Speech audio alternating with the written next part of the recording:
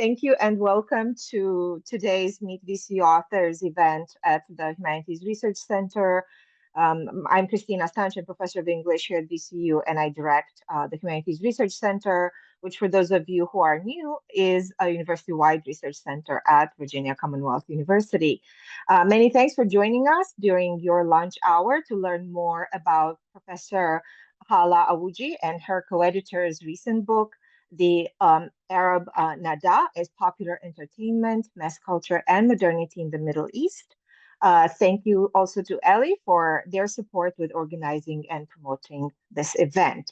For those of you who are new to this series, our Meet VCU Authors series usually invites faculty, students, members of the Richmond community, and international communities. We have events with attendees from all over the world, really. And I think our speakers today are hailing from 3 different continents. So this is one of those.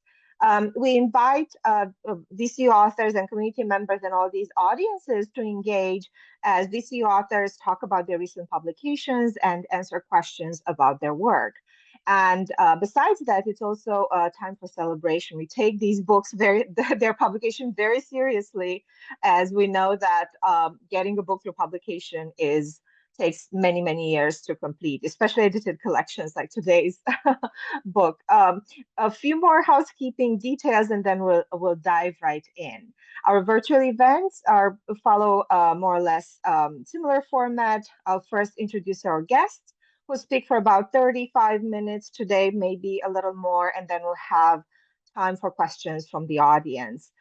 Please post your questions in the chat or in the Q&A. I know we are in a transition period now, and for our Friday event, our Q&A function was not working properly. So if that happens, please let us know. We're still learning, and we appreciate your patience with us. Now, it is my pleasure to introduce today's speakers, the co-editors of the book, The Arab Nahda is Popular Entertainment, Mass Culture, and Modernity in the Middle East, published by Bloomsbury in 2023. As Rutgers professor Sama Salim wrote in a recent review, the book is quite well reviewed and highly regarded.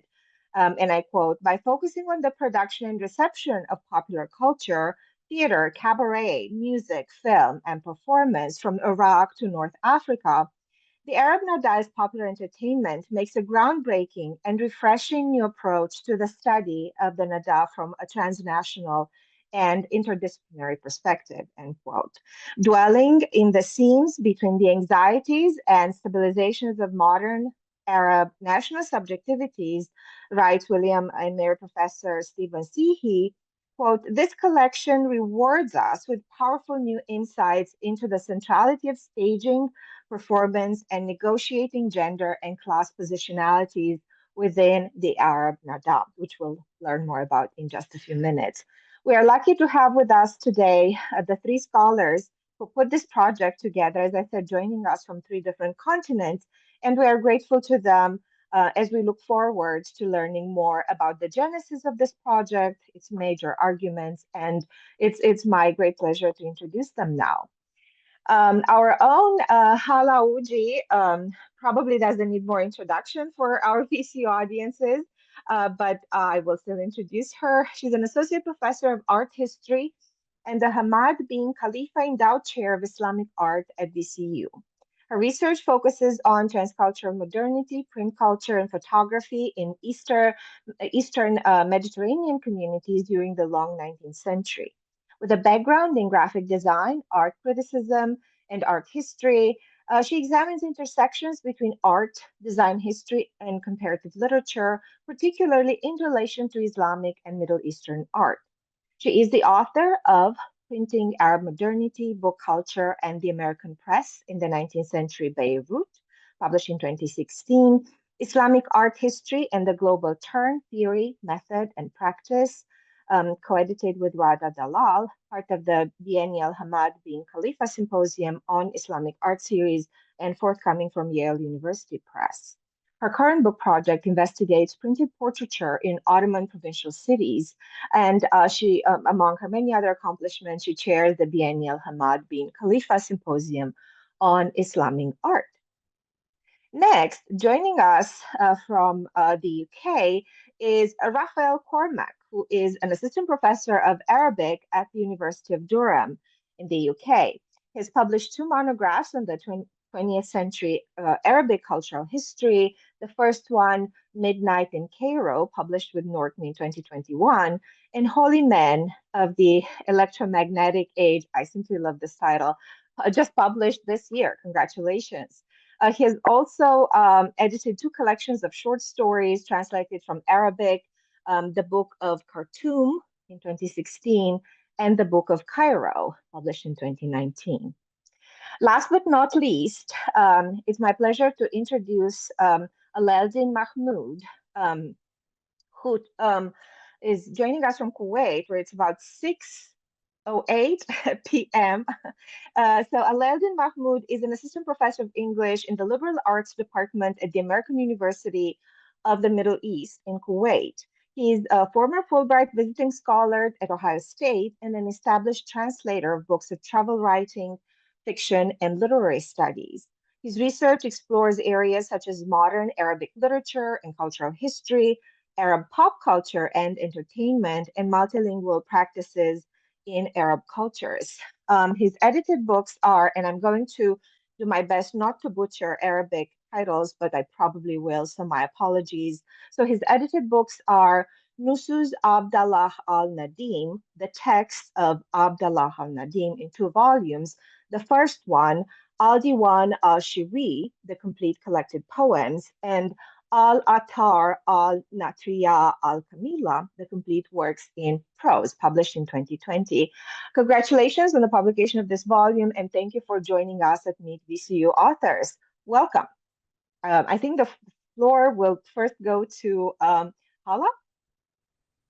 Yeah, hi everybody. Thank you so much. Ellie, if you don't mind sharing the screen now. So I can get us started by saying good afternoon, and thank you so much, Christina, for that wonderful introduction. And you didn't butcher those titles too badly, so we could still understand what you were saying. So thanks for that. And thanks everyone for joining us today, especially to my co-editors, again, different continents, but also different time zones. And it's Ramadan, so Ramadan Mubarak. I know that it matters like in Kuwait right now because iftar is just about an hour or so away. I'm really delighted to be introducing our volume, The Arab Nahda as Popular Entertainment, Mass Culture in the Middle East, which we co-edited. And I'm very excited to say that I just realized that a paperback edition, the second edition, is coming out this summer. So I guess it's been doing pretty well. This project, it feels like we've been working on it forever. It began in the early days of the pandemic. And it all started with Ala's idea to bring together a Zoom panel that he organized for the 2020 Middle East Studies Association meeting. Of course, as with all other conferences at the time, everything moved to Zoom at the time. But the book has really grown since then through various relocations for each of us, job changes, and for Ala and Raf, actually, new babies. So it's really been a literal labor of love, and we're really thrilled to be sharing it with you all. So to start then, I'd like to sort of familiarize everybody with the basics of this text, which is, dealing with the Arab Nahda. And it's important to think about what the Arab Nahda is and how it might reshape how we think about modernity, especially beyond the usual North Atlantic framework. The Nahda in Arabic literally means awakening or renaissance, and it offers one lens into a global moment of transformation. It unfolded during a period when societies across the world were wrestling with modernity, empire, technology, shifting ideas of identity. In Arabic-speaking regions of the Ottoman Empire, the Nahda spanned from about the late 18th century to the early 20th century. The cutoff tends to be around just at the eve of World War I. And it really sparked debates over education, language, reform, gender, media, morality, and aesthetics. Importantly, this period is one that was marked by complex and uneven power relations. In the 19th and 20th centuries, imperial rule in North Africa reshaped life as European powers, namely France, Britain, and Italy, asserted control through colonization, occupation, and economic exploitation. By the 1880s, Egypt, for instance, was under British rule, though it was still nominally part of the Ottoman Empire. And in fact, the Ottoman Empire itself was fragmenting, with growing tensions between the Ottoman center and its provinces, including breakaway regions that were at the time asserting their own visions of reform and modernity, often with the help of external European forces. So while the Nahda engaged global developments, it was also being shaped by these overlapping Ottoman and European forms of imperialism and colonization. What makes the Nahda compelling, really, is how it challenges us to rethink modernity from outside of North Atlantic metropoles. Too often we imagine modern history unfolding from Europe outwards, but the Nahda reminds us that modernity was debated, adapted, and reimagined globally. It was a negotiation of adoption, of resistance, and innovation that involved thinkers, writers, performers, and everyday people from cities like Cairo, Beirut, Damascus, and Baghdad. The Nahda was also both state-led, was related to state-led reforms at the Ottoman level and the imperial level, as well as community-led experimentation. So it touched day-to-day life, education, literature, science, language, politics. Scholars of Middle Eastern studies often associate the Nahda with elite thinkers and reformers, particularly in cities like Cairo and Beirut, which were important cosmopolitan centers at the time, where Arabic-speaking Christians and Muslims were engaged with global developments. And these sites also had a lot of foreign entities living there, missionaries, colonialists, consulars, and other figures. So these elite figures are often located as having been invested in ideas of modernization, nationalism, and reform. But the problem is that this scholarship has long centered these elite reformers and their literary societies, as well as their political tracts. While important, this view and emphasis tends to overlook the lived experiences of most people in the region. So when we were thinking about this volume, we were thinking, what about the singer, the dancer, the street performer, or the cafe goer? What were the readers of serialized fiction thinking? How were people responding to caricatures in journals? What were attendees of theatrical performances thinking at the time? Our volume tries to address this gap in the scholarship. We turn not just to popular culture broadly, but to popular entertainment in particular. So we were really interested in those sort of everyday, fleeting, and often unruly forms of cultural production through things like illustrated periodicals, serialized novels, nightclubs, public processions, traveling theater troupes, music, films, and cafe life. These practices, though often seen as marginal, were central to how people engaged with the Nahda and with modernity. And too often, such forms have been dismissed in scholarship as being superficial, lowbrow, or morally suspect. And in fact, it's an attitude that actually mirrors how many elite Nahda thinkers viewed these practices at that time. But in this volume, we argue that these practices matter deeply. They shaped how ordinary people encountered modern life, grappled with social change, and imagined new futures. Ellie, if you can click on the next slide. So our book expands the geographic and temporal lens as well. And here I have a list of the table of contents for everybody to look at. So although Beirut and Cairo are common Nahda hubs and tend to be the focus of Nahda studies, our contributors explore contexts that are typically overlooked, like Damascus, Baghdad, and Morocco, examining cultural networks and exchanges that shaped the era. And rather than ending with the 19th century and just before the World War I, we trace the Nahda's legacies well into the mid-20th century. Our approach is very interdisciplinary. It's clear from where the editors themselves are coming from, the different disciplines we're coming from. And it draws on history, literature, art, music, performance, and media studies. The way that we've organized the book is that we've grouped the contributions into three main themes. There's leisure and morality, which includes chapters on entertainment in late Ottoman Damascus, media and moral panic, and nightclub culture in Baghdad. The next category is performance and spectacle. So it includes female performers in Beirut, all the way to Andalusian music in Morocco, as well as traveling theater troupes. And the final section is media and the imaginary, and that includes work on illustrated periodicals, such as my contribution, popular fiction in Egypt, and early Egyptian cinema. Ellie, if you can click on the next slide, please. So take, for example, Till Grallert's chapter, which is the first chapter, on cafe life and public entertainment in late Ottoman Damascus and Syria. He shows how cafes, theaters, and public spaces were sites of negotiation between leisure and state efforts to enforce morality, especially around gender. He explains how state and elite efforts clashed with the realities of city life. He also reveals how these spaces were lively arenas of public life where people grappled with gender, class, and propriety. For instance, his chapter highlights how women, though often seen as marginal to public space, were actively present at spectacles. Ellie, if you can click on the next slide, please. One vivid example is women climbing to rooftops to watch the annual Hajj caravan's departure for the Muslim pilgrimage to Mecca.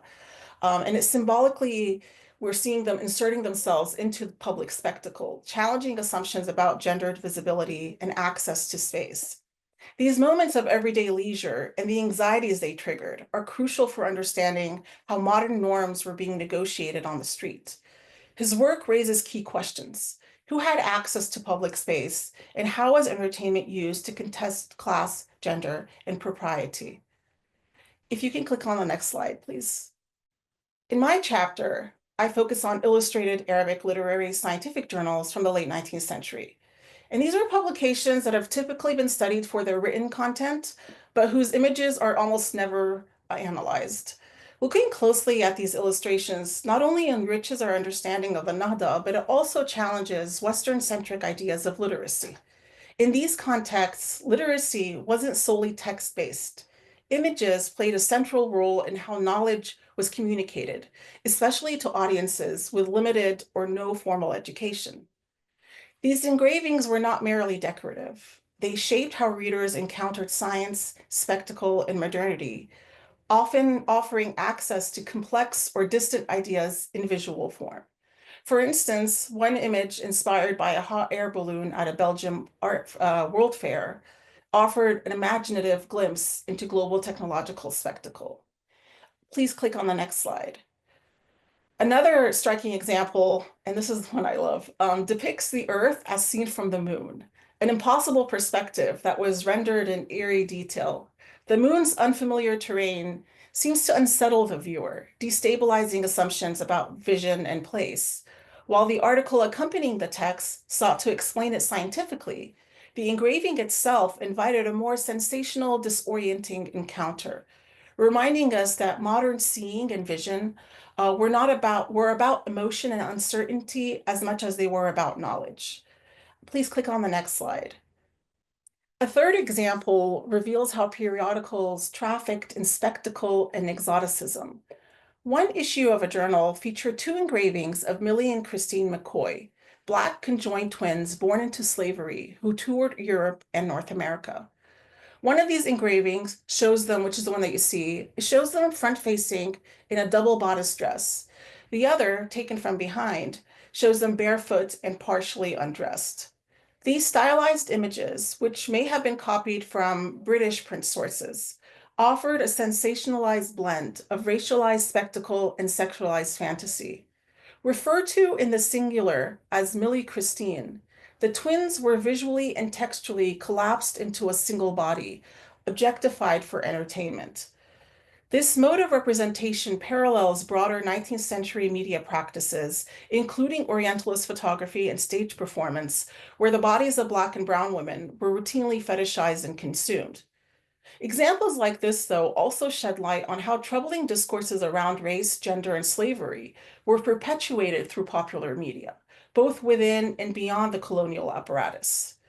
By treating these images not merely as illustrations, but as cultural artifacts, we uncover how visual media shaped public imagination during the Nahda. These periodicals didn't just inform, they entertained, provoked, and expanded what it meant to engage with the modern world. They prompt us to recognize that the Nahda was not only a literary movement, but also a visual one.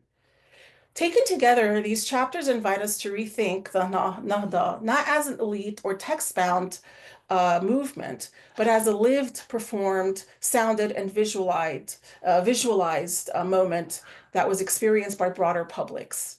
Entertainment wasn't peripheral, it was central to how people engaged modern life. This reframing isn't just about adding color to this history, it really is about shifting the stakes. It reminds us that modern thought and culture unfolded not only in lecture halls and essays, but also in cafes, nightclubs, theaters, and illustrated journals. So with that, I'll now hand things over to Raf, who's going to take us into a deeper dive into some of the chapters. Hi. Great. Thank you. Thanks very much, Hala. Yeah, great.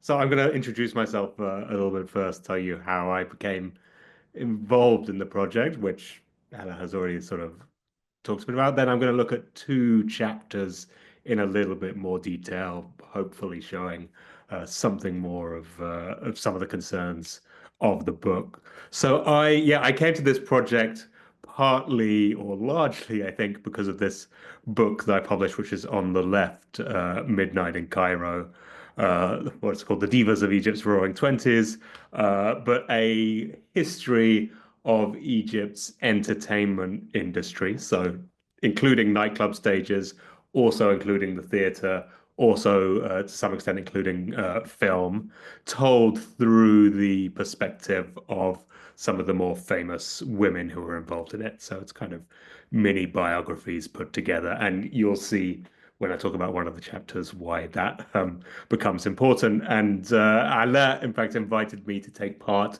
in this panel, and I gave a short lecture on Munir al-Mahdaya, who you see on the bottom left of that book, and who I think we'll be talking about a little bit more.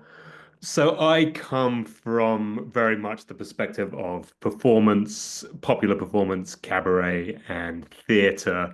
Since we mentioned it, I also thought I'd show you a picture of my latest book to come out, which actually came out just this month, on the what's it called? Yeah, A Forgotten History of the Occult, Holy Men of the Electromagnetic Age seems to be something of a departure, but actually is also quite focused on questions of popular performance in both the Middle East and in Europe. But a large part of it is focused on the Arab world and how these kind of occult holy men were also at the same time putting on a kind of popular performance too.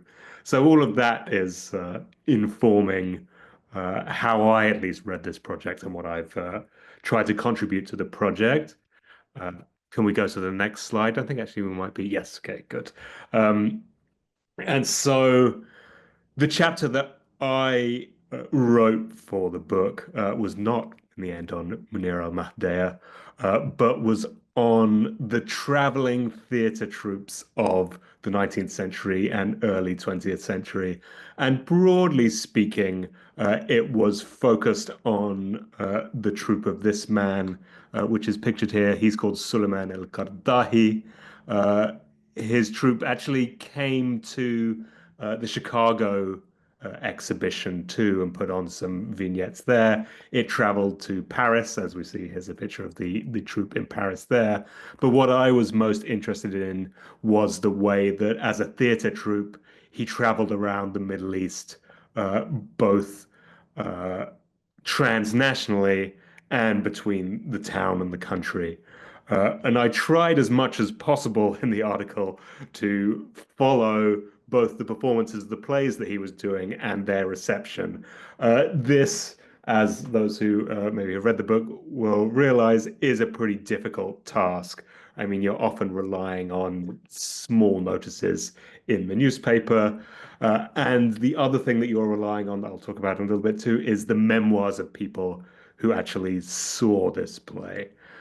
And fitting into the larger themes that Hella has already mentioned, uh, what I was trying to do was look at how the ideas of the Nahda, in this case, particularly the literary texts of the Nahda, but traveled outside of the context of just printed text and outside of the usual metropolitan centers, which are Beirut and Cairo. So the plays that he put on, and the plays that there were lots of theatrical touring troupes, but he's just the one I focused on, were some of the biggest literary texts of the Nahda. So one thing that he put on was a theatrical version of a translation of Fenelon's Télémaque, which in the mid 19th century had become, which is a kind of mirror for princes, and had become this hugely important printed text translated by El Tahtawi, one of the great figures of the Nahda.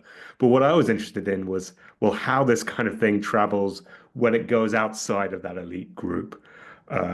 And one thing to note is the borders of nationalities seem to collapse when we're looking at this troop. So he was a Syrian, but as in he was from Syria, and based in Cairo, but traveled across both North Africa and much of the rest of the Middle East. So we can actually really trace how these texts are moving.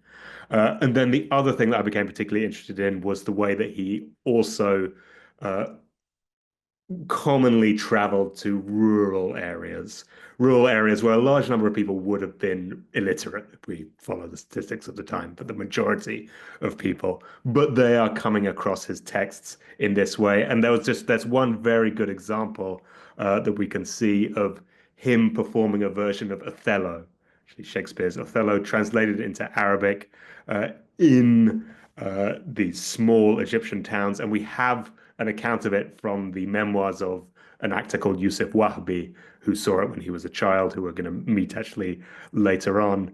And he mentions various things, including quite sort of evocatively, there's a nice scene in which during Othello, the main actor, Kardahi, turns to the women of the audience. So we have evidence that there were women in the audience.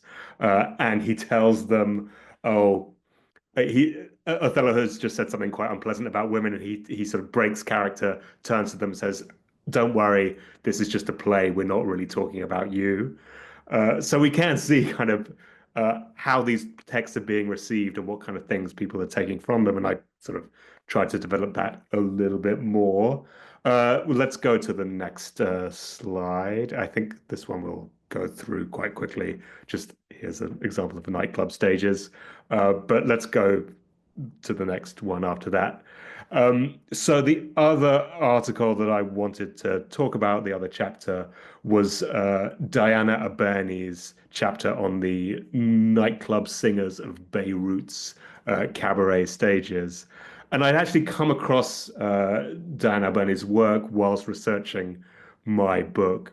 And she had found in this one popular journal from Beirut of the early 20th century, this really fascinating source, which is nightclub singers, particularly some actresses too, but telling their own life stories, or at least so it appears. She mentions in the article that, okay, it's probably filtered in some way through the male editor, but it's about the closest thing we get to not famous, not hugely popular nightclub singers telling what their experience of being a woman in the entertainment business of the early 20th century was. And the basic answer to that, although you have to read the article to get the more complex answer, was it's a double-edged sword, right? As you might expect. In some ways, there are a lot of opportunities for women who otherwise might have no opportunities, but at the same time, they are objectified, often exploited in all the ways that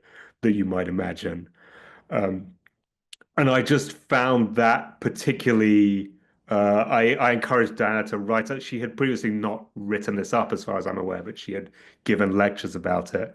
I encouraged her to write this up because it fits so well with the themes of what I thought we were trying to do with this book, which is to look at actually some of the big issues of the Nahda broadly lit, which is one of the big issues of the Nahda in general, is this question of feminism. It's the time when in elite printed circles, there's lots of feminist theorizing going on. This is a time when Arab feminism is really on the ascendant.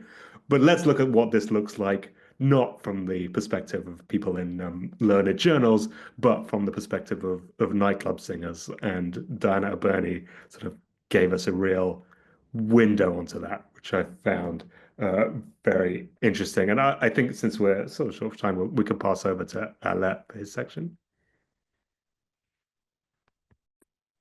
All right, thank you. Thank you, Raphael. Thank you, Hala, for your discussion of the book. I feel like you left me very little to talk about, to be honest. First, I would like to, since you mentioned like how this project came into being,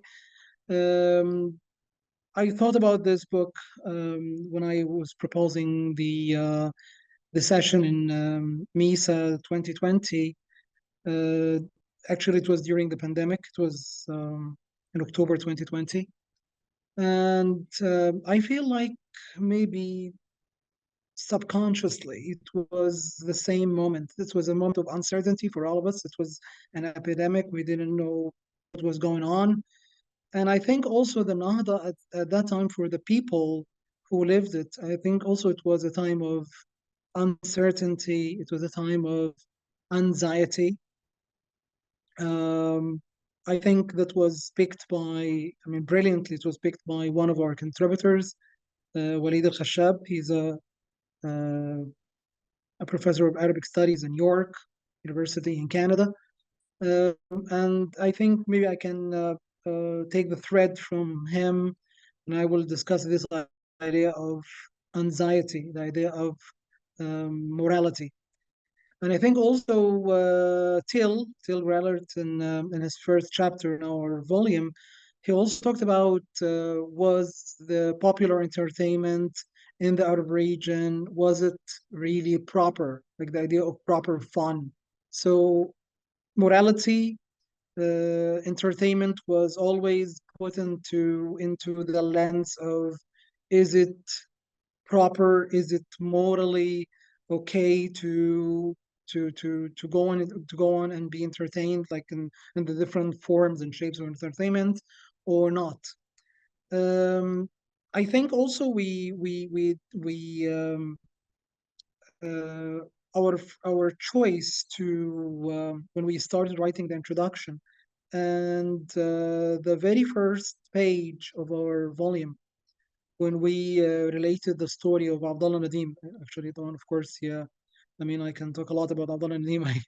I edited his work, you know, his poems and his prose pieces, so I can talk a lot about him. So Abdullah Nadim, in one of his essays that he published in his journal, Al-Ustadh, or the professor or the teacher, he mentioned, or he related an anecdote about some contest which took place in some town in Lower Egypt. And in this contest, he was contesting with what those, some, I can call them verbal jugglers. They are called in Arabic udabati. There is no clear translation of the word, but you can call them verbal jugglers. I mean, those people who they can let's say ask other people to say, let's say, some rhymed words or some rhymed lines, and then in response to this, the other will do the same, and then somebody has to be the winner at the end. So these contests were actually in public, and I'm sorry to say that we're missing such an archive. I mean, maybe because Nadim was keen to mention this anecdote and he was part of it, so it was there and it was archived. But maybe other yeah, I mean, like other events, other forms of entertainment were lost forever because they were never documented. So the problem of archive is there as well. That was one of the challenges that we met, especially with the other chapters that I'm going to talk about, the cinema. Also, Raphael can also tell us about how archival work can be really tough when it comes to the Nahda as well. So the Nahda was a transitional period where that time of Nadim was the time was coming to an end and a new era was beginning. This new era was heralded by technology. Yeah, and we can say that technology at that time was printing. I mean, also Hala, she's an expert in printing. I mean, she published a book about that. So printing was a revolution at that time, and of course, it revolutionized um, how how the ordinary people processed and received not only literary text, but literary text, scientific text, I mean, everything that was about to be printed. It was, of course, revolutionized by the introduction of the press in the Arab region. And of course, such a revolution affected the entertainment industry somehow. I mean, maybe Hala's chapter, brilliant chapter about visual entertainment, can be an answer to this, can be a very good contribution to this. Now, I'm back to the idea of anxiety. Walid al-Khashab's contribution was about that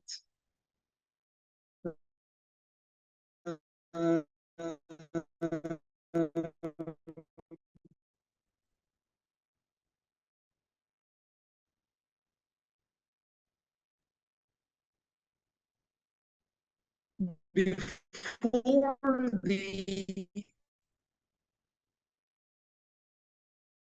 technology, idea of improper private sphere. Let's say improper, immoral women dancing. It's only there and it's like inclusive. But with the invention of the vinyl discs, for example, with the phonograph, and when those women singers can be listened to in households, this is where the real anxiety began. Women, again, maybe Raphael mentioned that women were on the rise.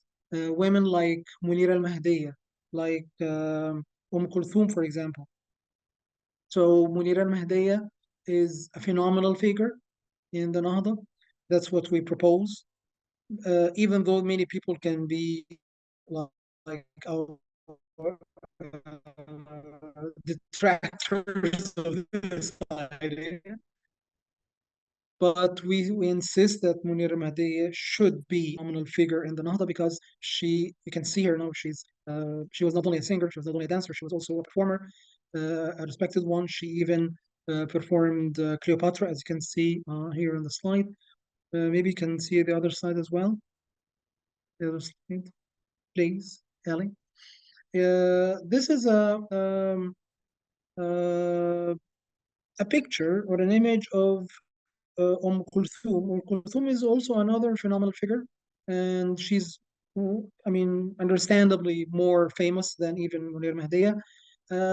But again, Al-Khashab, he mentioned that in the beginnings of Kulthum, she was also not away from the idea of, he mentioned, I mean, according to him, he mentioned the idea of Hala, or he tried to translate this into libertinage, libertinage and coquetry.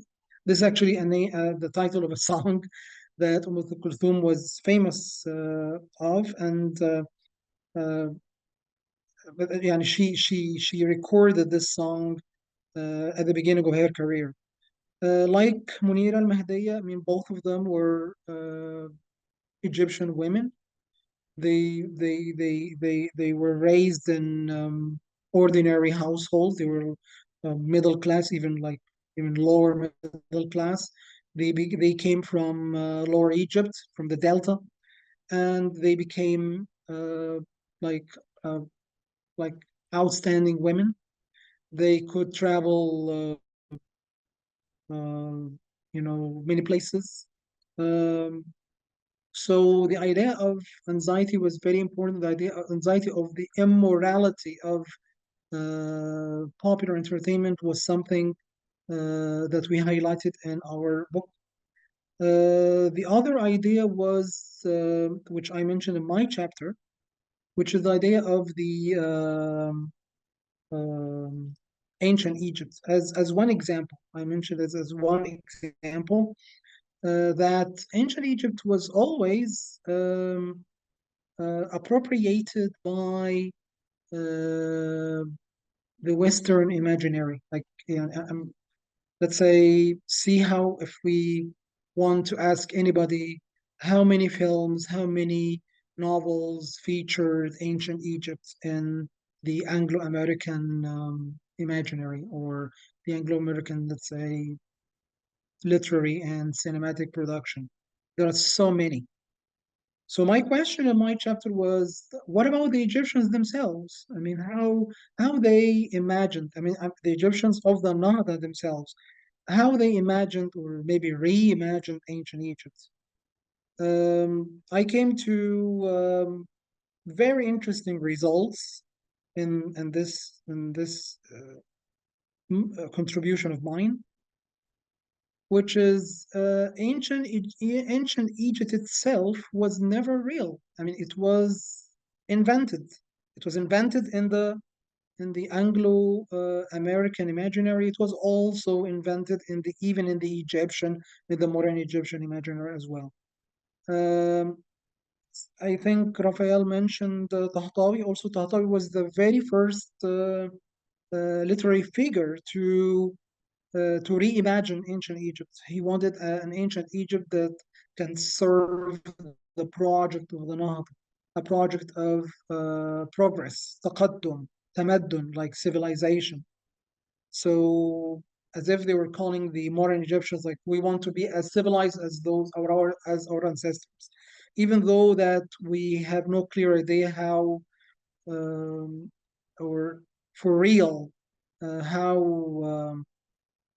let's say, even we don't speak the ancient Egyptian language. We were detached, or actually there was discontinuity between the modern Egyptians and the ancient Egyptians, but it was some sort of reflection and also response to it. And this was I think very manifest in the work of Ahmad Shawqi. And maybe, unfortunately, Ahmad Shawqi is very understudied in the Anglo-American scholarship. I mentioned also his serialized fiction, his popular fiction, which is so many people don't know anything about. So you can see that also in my chapter. I will end my discussion with the last chapter. Maybe you can show the other slides. With our last chapter about our colleague Thana Shakhs. She's actually my colleague in my institution. She wrote a very good chapter about Zainab. Zainab is a novel by Muhammad Hassan Haikal. He's an Egyptian nationalist writer, and it was adapted by Muhammad Karim, the Egyptian director. It was produced by Studio Masr, the cinema studio that was established by Talat Harb, the famous Egyptian economist, and actually the founder of Bank Masr, the first bank in Egypt. As you can imagine, or as you can expect, Zainab was. It is claimed that it was the first Egyptian film, and maybe the idea of Egyptian was also something to ponder upon. the idea of what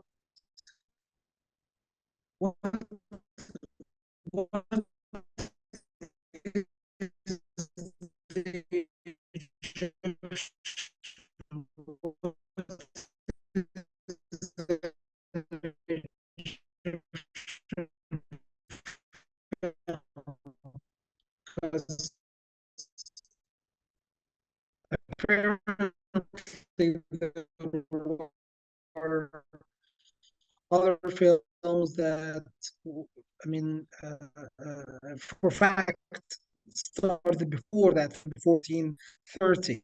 But many critics still believe that this film is the real beginning of. I can call it a propagandist film. It was a film that Muhammad Karim, this Egyptian director, wanted to say like, okay, this is how we want to present our Egyptianness. The other film options, maybe half Egyptians, half I don't know, some foreigners. So this is something like pure Egyptian film. I was saying that the this film was an attempt to show Egyptian nationalism in a cinematic or visual form. And as we mentioned before, I think as Raphael mentioned, like again, you can see from the poster that again it's about women. It's with the name of a woman, Zainab, and of course even Zainab is a very common Egyptian name. So I think yani that's one of the successes of our volume, is that all the chapters speak to each other. I mean, you can read any chapter and still you can find the same ideas and the same concerns. And thank you so much. Thank you. All right, thank you so much for coming back. Sorry about it's always unpredictable with these global networks. We have several questions already. I will start with the first question on Hala's very interesting suggestion that the cafes, theaters, and public spaces you're studying in your chapter through that wonderful archive of 19th century illustrated scientific journals actually produced or revealed sites that actually enforced morality. There's a very paradoxical moment there you identified, and I was wondering if you can talk a little bit more about this connection in relation to the idea of modernity. Raphael also mentioned it in his remarks, and Alaaeldin complicated that idea of morality or proper fun, right, by adding the layer of anxiety. Could you talk a little bit about the paradoxes or these unexpected moments in your various archives that really reveal this moment, right, of Nahda, both recognizable, right, to Western audiences and completely different or um, alienating in others. So I could start by jumping in.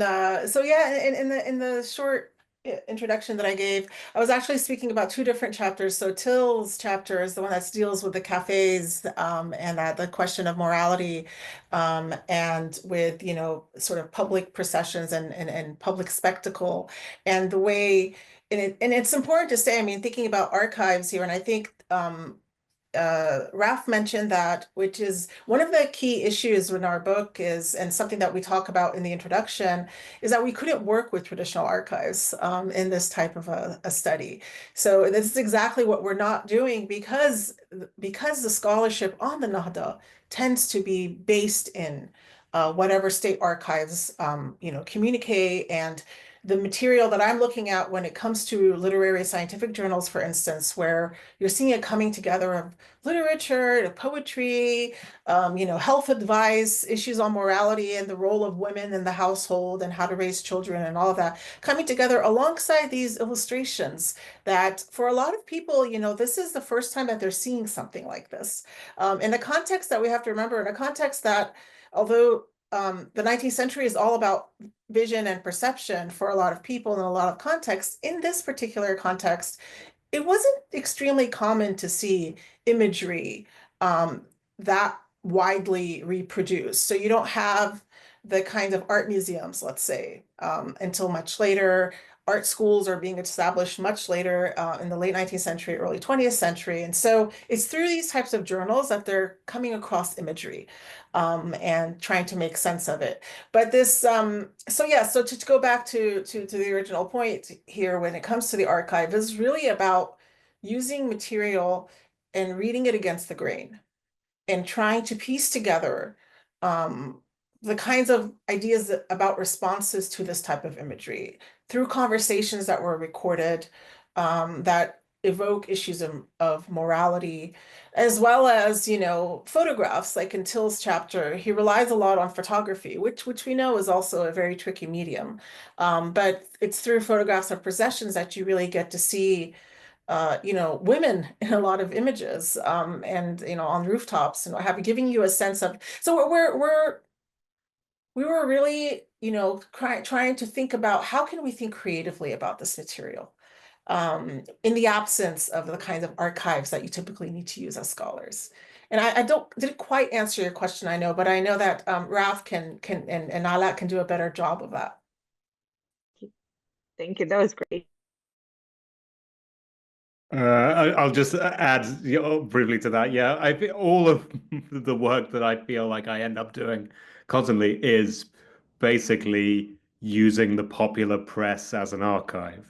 For me, I mean, there are other ways to do it. There's photos and that kind of stuff, which is obviously has its downsides, as any subject matter, any material has, but is really incredibly rich. And especially if you read it against the grain, we can get into all this kind of stuff. And one thing to then come back to the question that people are obsessed with at the time is this idea of morality. So, I mean, Alaaeldin brought it up, but it's in everything. It's constantly in the popular press, whether something is proper, whether we ought to be doing something or not. We quoted in our introduction a piece of analysis by Iman and Nimmer, which I always find quite convincing, is that one of the central tensions of the Nahda in the Arab world is intellectuals want capitalism, essentially, but they don't want the morality, the licentiousness that comes with it. I mean, they want the benefits, but then when these cabarets start to spring up and people start, spending their money on drink or whatever it is, then they start to get very worried about it. And that tension always runs through this whole period. Thank you so much. We have a couple more questions. Alaaeldin, I'm not sure if you wanted to add anything to this. Please feel welcome. No, because No? I feel like we have also other questions also we need to Yes, respond to as yes. We well. have two more questions I think we can take, and we'll start with the last one, which our colleague in sociology, Dr. Volkan Aytar, has posted in the chat, referring to his own book based on his PhD thesis at the University of Amsterdam, which is also on entertainment in Istanbul from a historical sociological perspective. So he notes in the 19th century Ottoman Istanbul, a major divide was prevalent in entertainment. Alla franga or alla franca entertainment, right, which is the Western style, more libertine forms of entertainment, and alla turca, right, which is the traditional Muslim Turkish conservative entertainment. And the question for the panelists is, do you think anything similar existed in the Nahda period entertainment? And if so, how? Yeah, thank you, Volkan, for this wonderful question. All right, thank you for such a brilliant question, Dr. Volkan, if I may. I think it was there as well, something similar in the Nahda in the Arab region. So there was, I think it was, and that's where I think that's um, the broadness of the Nahda itself. Like it was able to accommodate different styles of entertainment. It was not only one style.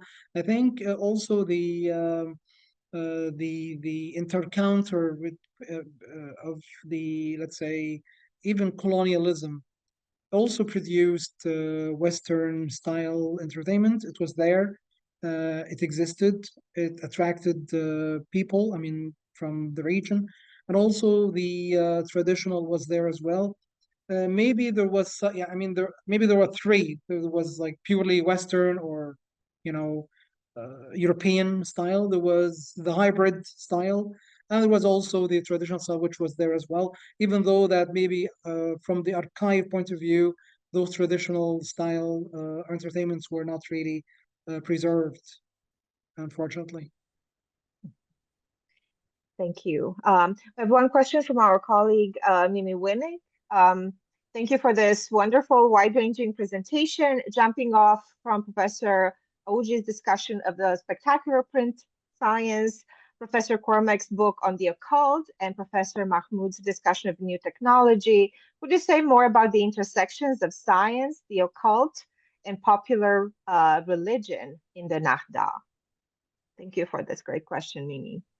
Yeah, that's a great question. And in fact, I think my co-panelists would concur that this is literally what the Nahda was, that these intersections, right? I mean, even in my case, in the understanding of what the arts are, or al-funun, it included literally everything. And these journals that I work with, they're called literary scientific journals, but they're sort of like what you would call Reader's Digest today, where you just get snippets of everything, right? It's like you never, and always tip of the iceberg, but everything sort of comes together.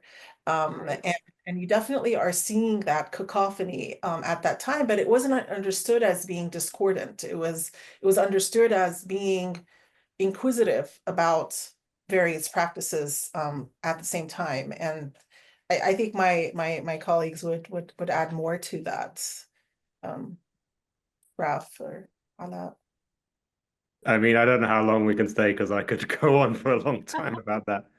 I mean, yeah, there's We have a few more minutes.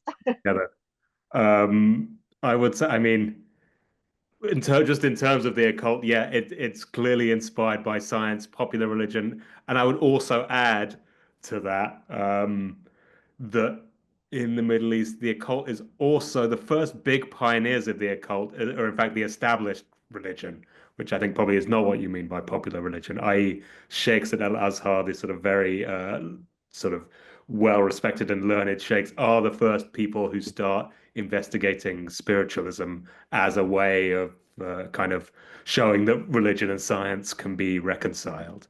So yeah, like Hella says, it all goes together. There's so much of it. Yeah. And last word, Professor Mahmoud, the last word is with you before we wrap it up. Yeah, I second Hala and Raphael about this brilliant question by Dr. Winnick. I think they are intersected.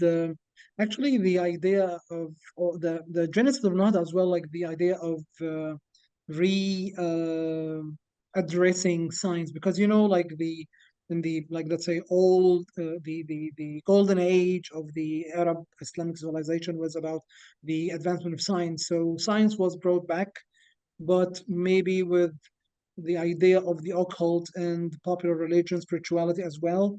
um, to be honest, I cannot think of some examples. Maybe Hala or Raphael can give some examples so it can illuminate the discussion.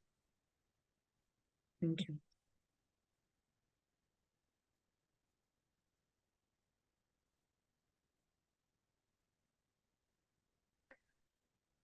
I can add a quick comment here to end it.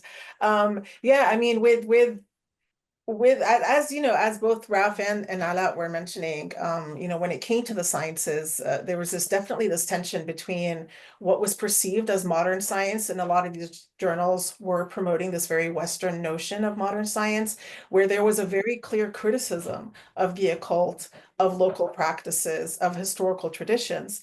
But at the same time, you do have some pushback happening, and it sometimes makes its way into the journals themselves and letters from readers. And so you definitely see, and I would say that the illustrated periodicals that I look at probably reflect more of a very Western notion of the sciences, if you want to say call it that. But in some cases, you do sometimes also see from reader comments and from letters from readers, like pharmacists and others, because there was a point where some of these journals were trying to differentiate between who a doctor is, who can call themselves a doctor, and who can call and what a pharmacist is, and the limits on that. Because pharmacists were often seen as being medical practitioners. And so you could really see an interesting take on professionalization at the time, trying to make its way, you know, clear in these types of journals. And it's what Raph was also mentioning about this idea of, like, you know, what do we take from capitalism and what do we leave behind and what do we challenge? And I do see that when it comes to how the sciences were being engaged, that there's definitely tension that you see rising in these particular journals.